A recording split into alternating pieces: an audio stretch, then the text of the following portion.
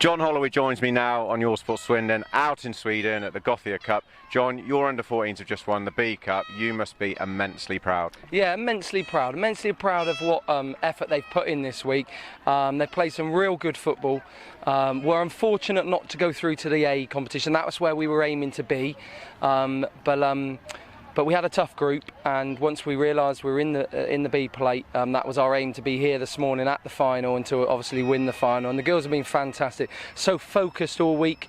They look as fit in this final game as they did on Monday. They've played 9 games of football, but that's all down to their preparation, their hard work, putting in a lot of extra training. We've played a lot of practice matches leading up to coming out here. But I'm hugely proud of every one of them.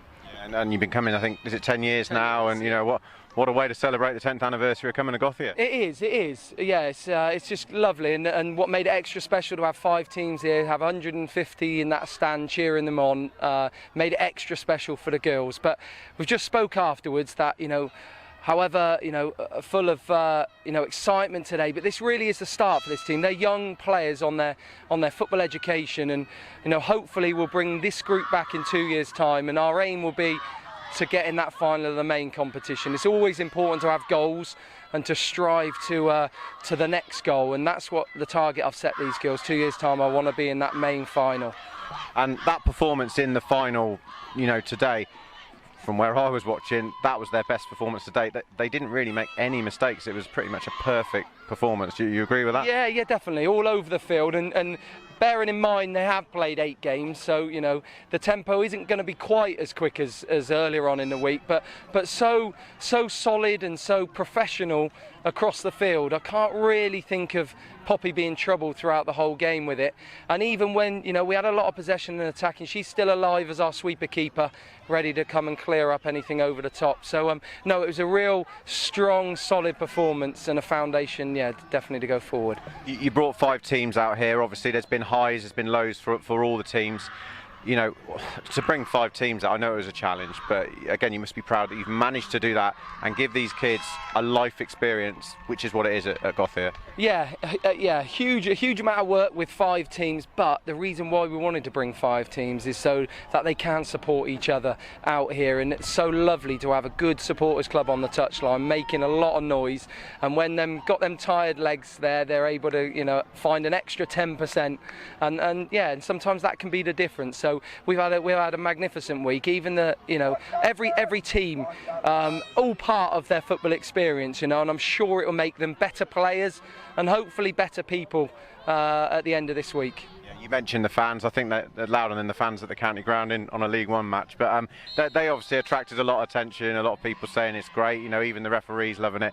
But what we've also noticed around Sweden is, the players themselves, the way they've conducted themselves out here, not just on the pitch, but all over. They've been praised highly for their attitude and the way they've conducted themselves, haven't they? Yeah, that's for us. That's as important as on the field. We have 2 players meetings before we come out here, and we speak to all the players about our expectations. They are good players and they're good people, but it's really important that they remember their manners, they remember how they conduct themselves when they're travelling around. They're in a big group, they're all kitted out, they've got the Swindon badge on, they're proud to be part of our football club, and we speak about them being ambassadors. And when you're in another country, the way you handle yourself, and each and every one has represented our football club superbly, and I couldn't be prouder, not just from our achievement this morning, but from that achievement. So many people with such nice remarks about our group of players is special to hear.